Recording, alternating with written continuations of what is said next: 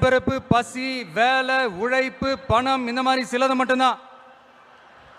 இன்னைக்கு இருக்கிற ஜெனரேஷனை பத்தி தெளிவா புரிஞ்சுக்கிட்டாதான் எதுவுமே ஈஸியா முன்னெடுத்து வைக்க முடியும். அப்படி ஒரு பாயிண்ட்டுக்கு வந்ததுனால தான் நம்மளோட இந்த ஸ்பீச்சும் இந்த மணிக்கணக்காலாம் இருந்துடக்கூடாதுன்னு முடிவெடுத்தோம்.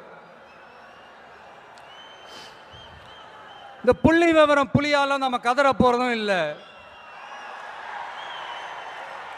இந்த வேர்ல்டு ஹிஸ்டரி, வேர்ல்டு லிட்ரேச்சர்னு கோட்ஸ் மேல கோட்ஸ் சொல்லிக்கிட்டு ஏதோ MP3 ஆடியோவை ஆன் பண்ணி விட்ட மாதிரி பேச போறதும் இல்லை. இங்க ஆல்ரெடி இருக்கிற அரசியல்வாதிகளை பத்தி அதிகமா பேசி டைம் வேஸ்ட் பண்ண போறதும் இல்லை.